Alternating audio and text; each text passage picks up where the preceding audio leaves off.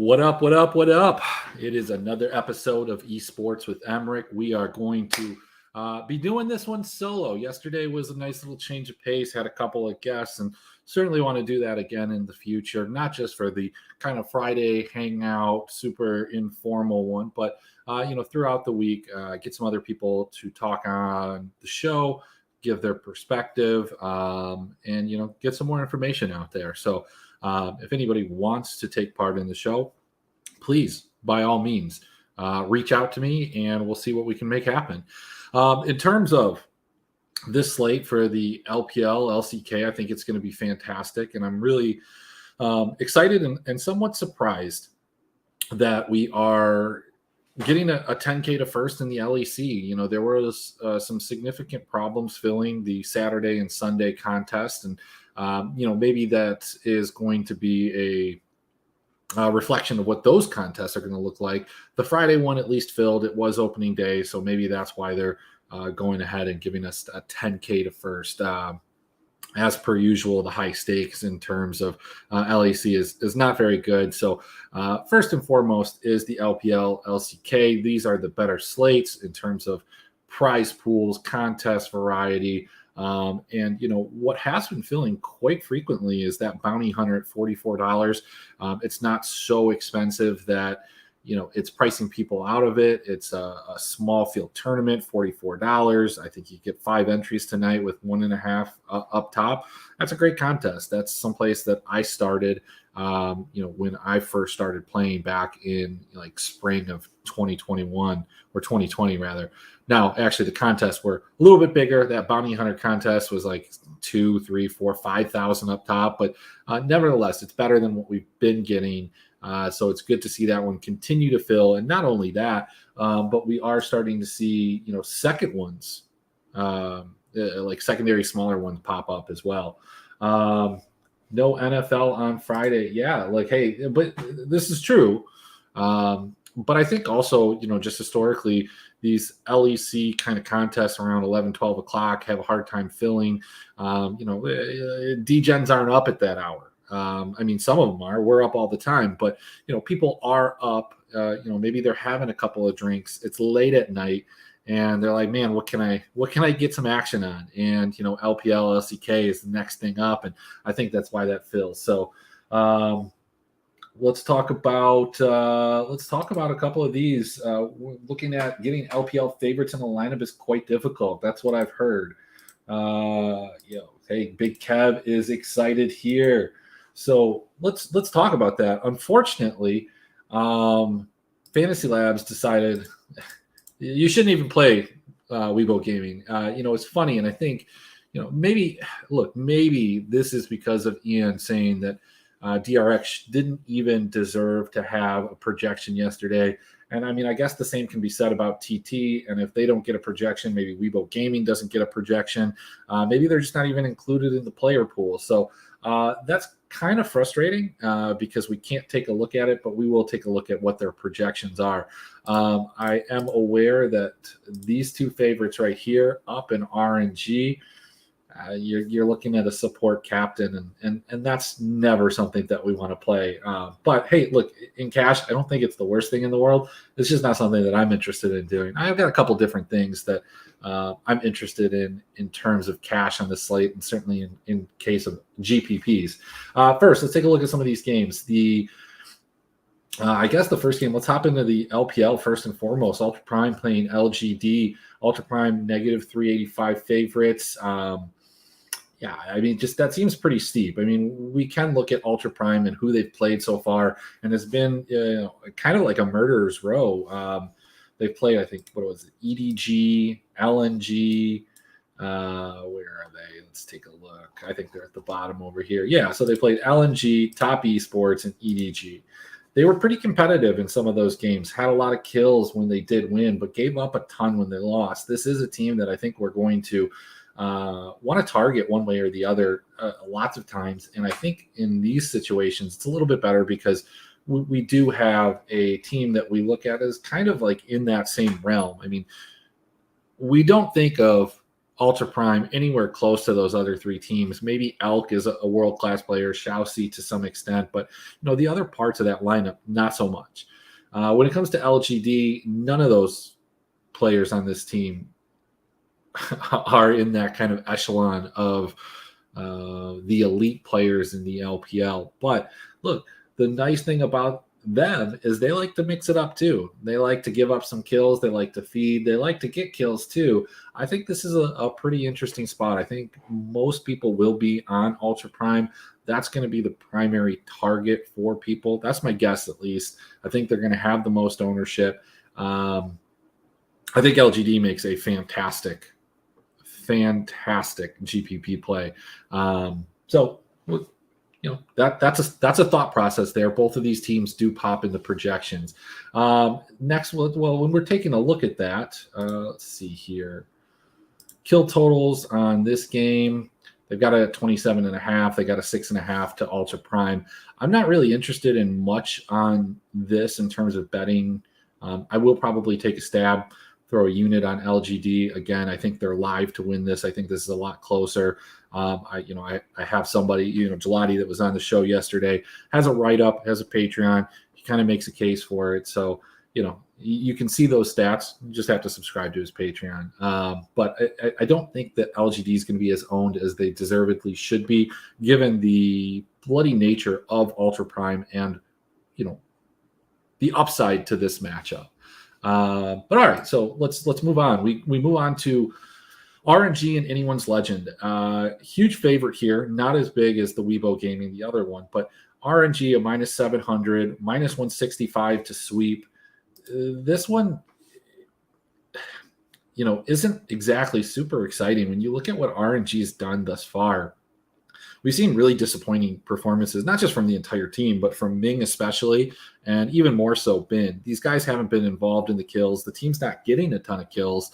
And as a result, Ming's not able to rack up the assists. He has a couple deaths. He likes to play those engaged tank champions, your Nautilus, your Thresh. He's not playing any of the enchanters. He's not playing Rakan. He's not playing these guys that rack up the assists. But even if he was, this team is only getting like 14 kills per win. When we go back and take a look at their matchups so far, they've been uneventful. I mean, 16 wins or 16 kills in their first win, and that series lost to FPX. 14 two times to JDG, 13 in two of their losses, and then 16 and 17 against TT. They did give up some kills to TT, so that's something to monitor. I just don't have them as a high kill team more often than not. They're going to take care of business. I think that Anyone's Legend does give up a ton of kills. It's just, which side is this going to be? Are they going to be feisty enough that they're going to extend this game, kind of like what Fredit Brion did to some extent against Gen G yesterday or today, or whenever you're watching this. So that's something to consider. They're really expensive. I kind of like RNG as a small stack because when we look at the other side of this, Weibo Gaming is kind of the same. We're in the same boat here. This is not a high kill team here. When you look at Thunder Talk, who they're playing, they don't give up a ton of kills per se. They don't do a lot of anything. I don't know if they're going to be able to get any of these early leads that they were able to against OMG, against IG, and even I think to some extent they did against EDG in one of the games. I could be completely wrong in that. It just seems clear cut in these two. Weibo Gaming, RNG. Problem is, are they going to score a lot? And as someone alluded to, Charles, they're hard to fit in. So, when I'm looking at these games, LGD up, that's kind of my primary target. And then I'm going to mix in some of these other two, Weibo Gaming and RNG. But looking at that kill total, it's a 25.5. This other one, my bad. Okay, cool. LPL, let's take a look at the kill total here. This is a minus 2,000. This is crazy. Weirder things have happened. I don't hate like throwing $5, $10, $20 at this to try and get the plus 825, or even, half a unit, whatever the case is, at the plus 230. I do think that Weibo probably sweeps this. So unless you're getting sweetheart odds from somebody in, a Discord chat room, you're probably not necessarily betting that minus 325. But, they've got the over under here at 23.5. I think that the book doesn't believe that TT can put up a fight. That's a super low kill total for LPL. It's enticing, but I'm staying away from this. Over in the LCK, which is also on the slate, we've got 5 games. We've got Sandbox and the Freaks. This game's pretty close. The Freaks have not been able to get a win. Sandbox had that fantastic first series against DRX that maybe we bought a little bit too much into it, as we've seen DRX play some other teams, albeit some good teams. They aren't who we necessarily thought they were. They seem like they're a little shaky. They haven't played very well, and they certainly haven't been good for fantasy. I mean, I guess when you don't win any of your games, you're not going to be good for fantasy. Getting to the next game, I think Nongshim and KT, there's a lot of chatter about KT. And yeah, I'm getting into it right here. I think Nongshim is a fine play in terms of cash. I think that they're marketably better than KT. Better enough that you can get, like you said, a carry captain that I'm interested in going there. I think that they maybe drop a game. I think that they go down and then win this series 2-1. Maybe they win the first game. Maybe they, lose the second. Whatever situation happens, that's kind of what I expect. And as a result, let's take a look at some of these projections. I'm going to pull these up right here just to take a look at them, because again, Weibo Gaming is not included on the Fantasy Labs player pool for whatever reason.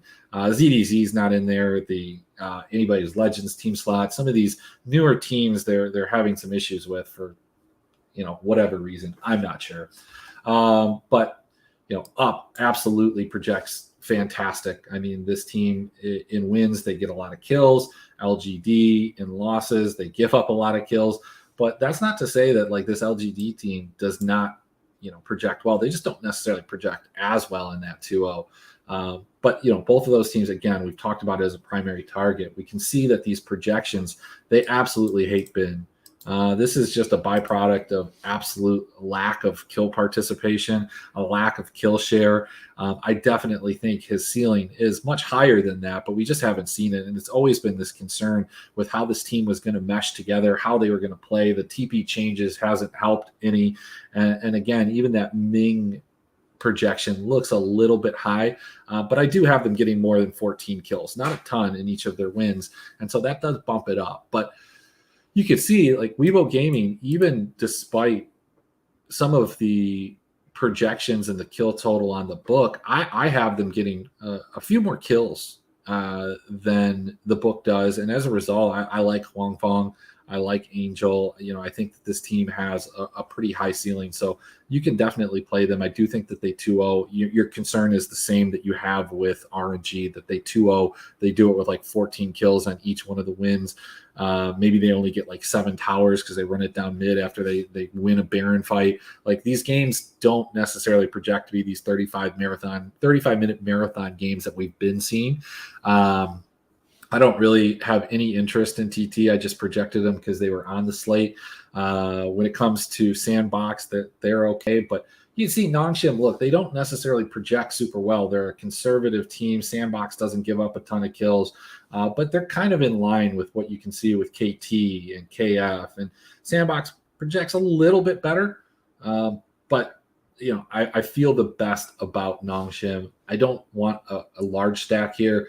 If I'm large stacking a team, it's probably going to be Up as a favorite or Weibo mixing it in with Nongshim. That's kind of the way that I'm going. Yeah, absolutely. I mean, I think, look, if you want any of these premium LPL teams and you want to stack them, with a carry captain, an ADC, a mid, unless you're doing some wacky stuff from the future like that guy last night with a rookie one-off captain just running it through a couple different combinations, you're probably stacking it with like a Nongshim, with a KT, with a Sandbox. And I mean, I think you can even get kind of crazy with the KF, but we just haven't seen anything from them. So it's hard to kind of project what they're actually going to do in a win. until they win. See some other comments here. Is Elk going to break the slate? I mean, he could, man. I mean, very well. He very well could. I think he's going to be popular. When we take a look at how some of these lineups go together. No, I want to go here, this screen. Let's see. So if we go with Up and RNG, I think we already just established we're looking at a Sup Captain. That doesn't work. We go with Nongshim here. I mean, I don't hate this. When I'm small stacking Nongshim, I think that Kana and Dread, you could do a lot worse. But again, this isn't a ADC captain, but you do get Elk, one of the highest or the highest projected on the slate. And if we change this even to ceiling, let's see if that changes anything. Yeah, I mean, take a look at this. I mean, I think that's a great lineup right there. I think that's a good lineup for cash. I think that's a good lineup for GPP. You got 5,200, so you could go take a team slot look and let's see, 5,200. I mean, you could hope that maybe somebody gets a little bit better. What is Weibo's team slot cost in this? I'd imagine it's like 5,800. So that's pretty expensive, but yeah, this is a good build right here.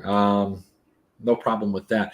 One of the only concerns that I have with Nongshim is that we won't know whether it's Peter or Effort. I'm guessing it's Peter. Peter has played well. He scored well. I don't see any reason for them to take Peter out. But like weirder things have happened. So I think that there's some level of sub risk there. So I don't think you can save the money, move it around, or maybe you can. Maybe people are going to be afraid of that. And there's a very good chance that even if some of these teams do similar to the projections that I have them, that the subs just don't score well. That's been happening. And Peter has been kind of a exception to that. Small sample, but I think you're going to get really low ownership on Peter. And I think Peter has a pretty good chance of being one of the top scoring supports. That's kind of hard to say. Let's see. 1 second. All comments are not showing up. But okay, so going back to this, if we go with Up and then maybe like Sandbox, what do we get here? That was a 704 Hacker Captain. This is 705. Can we not do a Elk Captain here?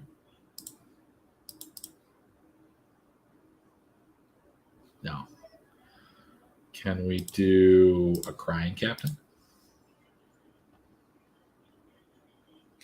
697 doesn't come in as well. I mean, part of that is the closer has not scored fantastic, but you do get Elk at that point. So, I did tame, Elk's kind of projection down a little bit because it's just absolutely, I mean, it's super high as it is, but it came in higher than that. His kill share in those 2 wins was, pretty close to 50%, and that's not something that's sustainable. But, in a small sample size, we can see that, certain players can pop off in ways that don't make any sense. And Rookie and Doggo last night were perfect examples of that. You got everybody pretty close to their projections. I guess Rich was a little bit low.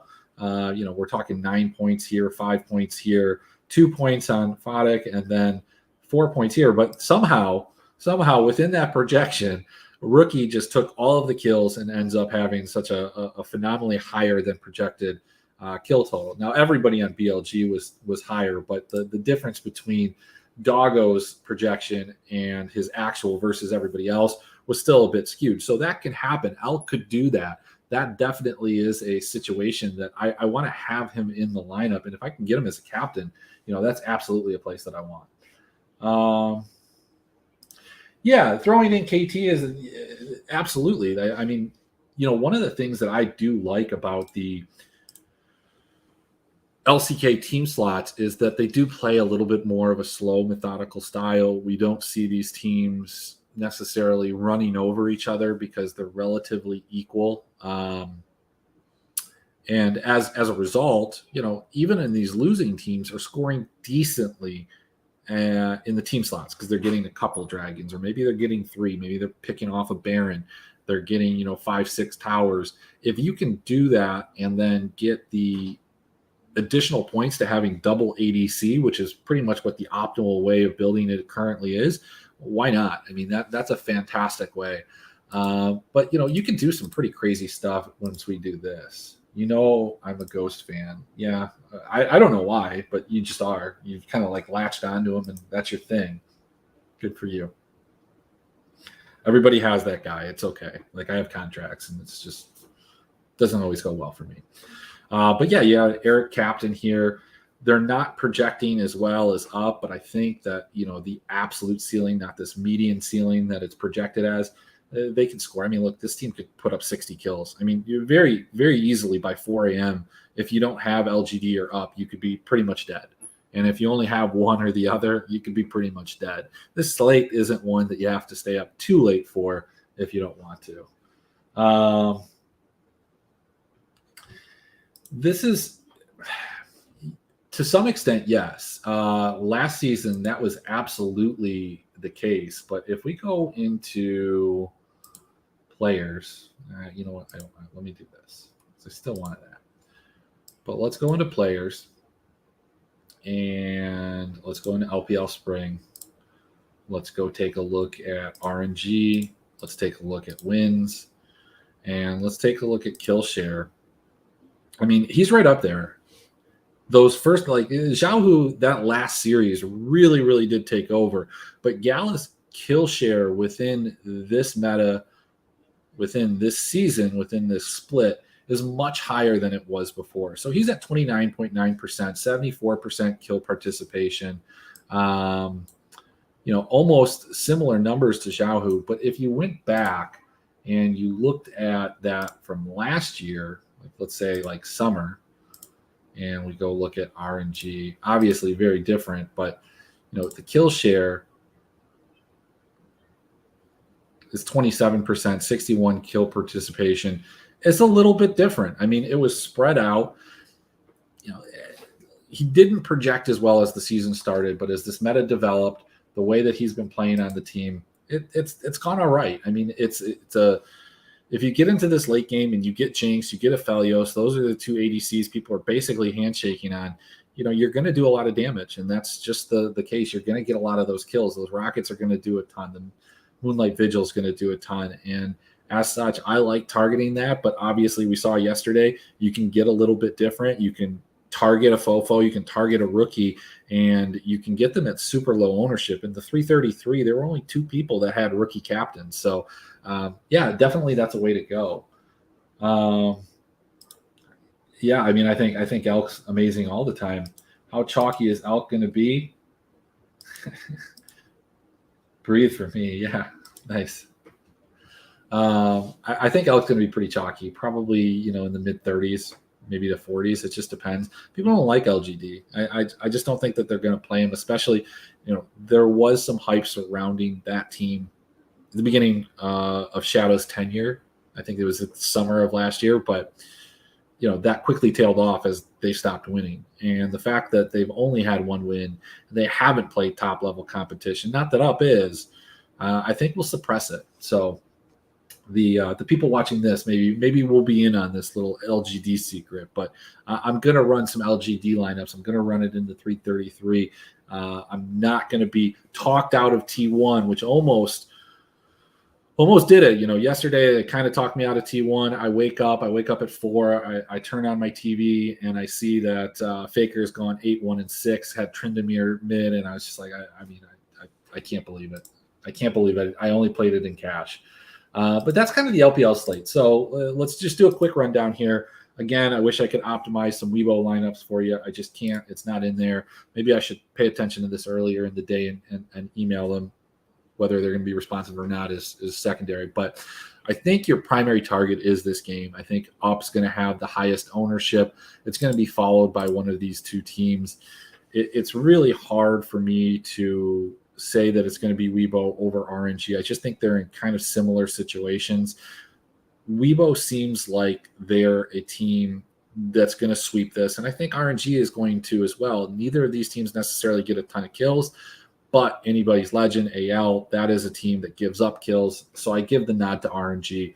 Would not be surprised at all if RNG was the optimal 4-stack tomorrow, that this team ends up with like 40 kills. Not projecting it. Don't think it's going to happen. Wouldn't be surprised. And then I think you're just pairing it. Nongshim is the easiest one for me. I think that they're the best favorite that's on a cheap price. I think that game is going to get split. I think some people are going to – I think all of the LCK games are going to be pretty equally owned. They're going to be split to fill in. If you're crazy, play some TT. I'm not. I think you can play some anybody's legend, some AL, LGD sacks. Put those in the main. I think that's a winning combination. Yeah, no, absolutely. They are great for the team slot. They're good for other spots. It's just you have to pick and choose. When you're 4-stacking them, unfortunately, the way that the game is played right now, you are seeing a lot of skirmishes, at least in the LCK, on one side of the map or the other. The mid's not necessarily involved in it. It's like a top jungle skirmish, or maybe the jungle's trying to get the bottom lane ahead. One of those two is going to get accelerated, oftentimes at the top, and that's kind of why I really like and dig kind of like a lineup that looks like this, and then maybe even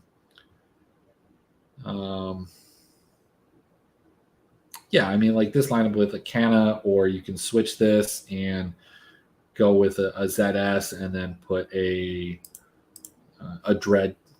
Can you even do that? Let's check it out.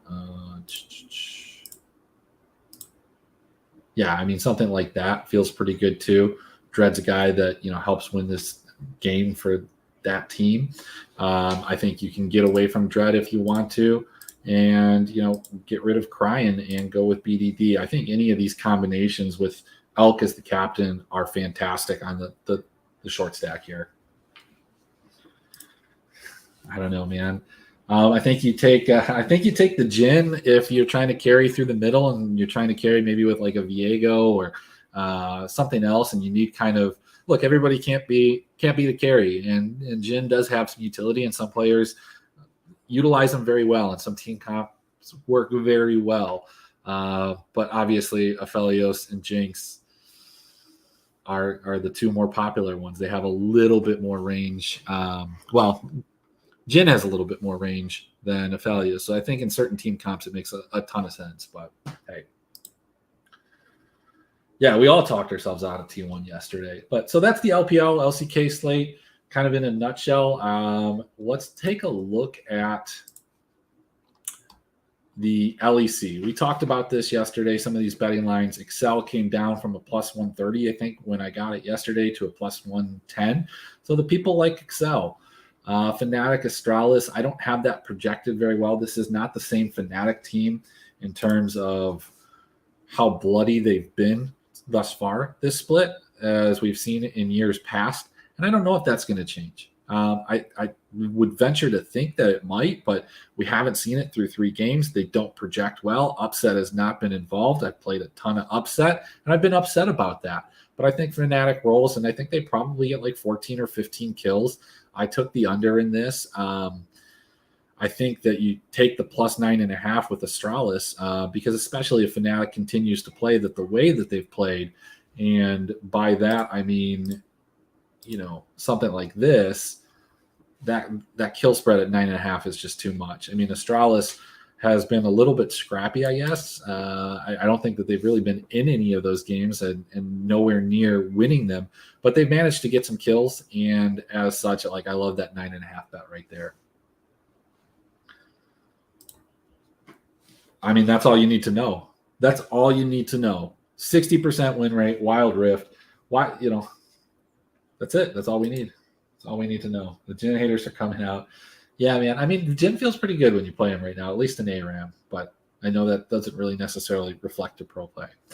Let's take a look down the road here. SK Gaming versus G2. I think G2 wins this game. I don't think anybody is.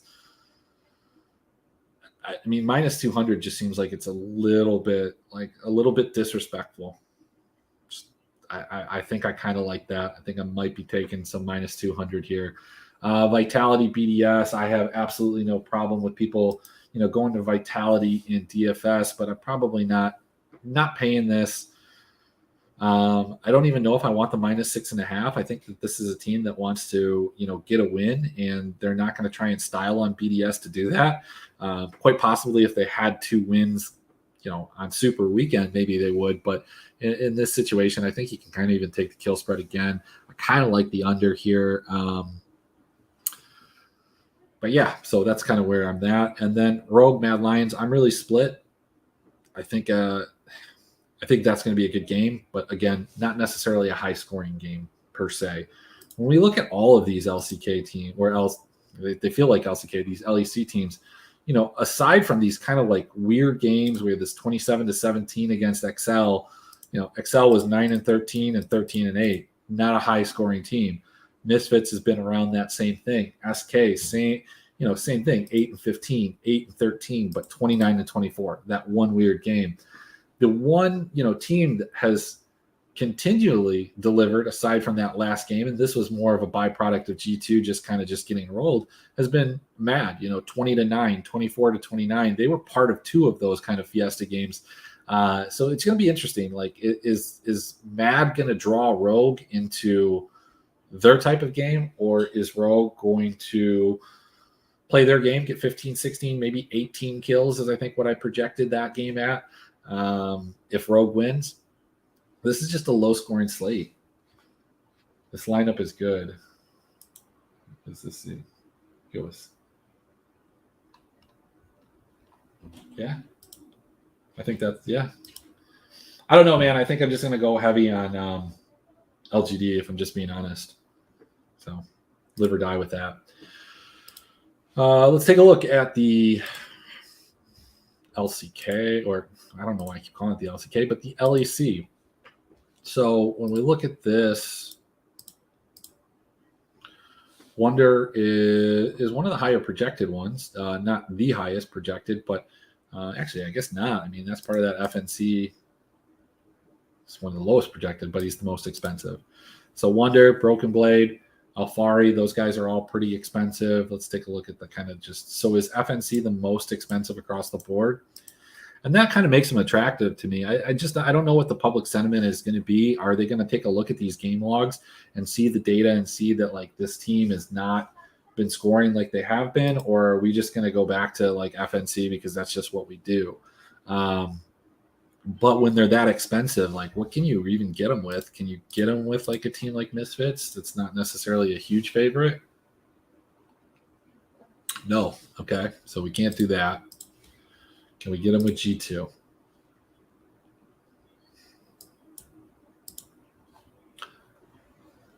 Oh, it's because there's no ceiling. My bad. It's not a best of 3. All right, so we got like a top captain, 256. Team slot captain.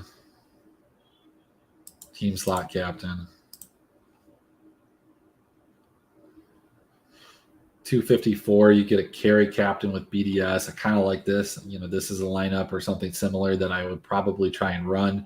Maybe I'd get rid of X Maddie in this and try and get Upset in there and maybe swap out. Can we grab Limit and then go with Upset? Yeah, I kind of like that lineup as a GPP. Definitely not cash. Then, I think it's pretty bold to go with one of these teams, but I don't want a top captain from Mad Lions when I think they're about 50% or less to win. I think that's a good GPP lineup too. I think that's a really nice GPP lineup. I don't know what you guys think, but I do. In terms of cash,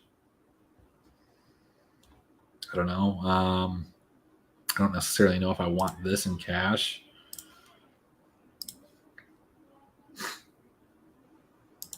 I think that's playable.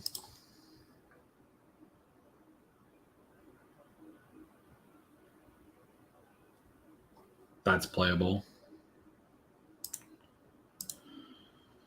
Yeah, I don't know. So like the kind of a cash construction for me, and I probably won't play a ton of it, is like finding, either G2 or Fnatic. Which one of those teams do you want to pair it with Misfits? Probably G2 and Misfits is where I'd go in cash. Or if you're a believer in Excel like I am, I think you can do some type of Excel build. I think Rogue's going to win, but I think that they have a good chance of losing the Mad Lions, so I don't want to play them in cash. But I don't know. Maybe you feel differently about that. I think this is probably a good build right here.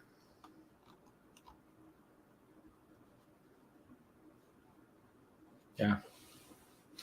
282. I mean, that projects super well.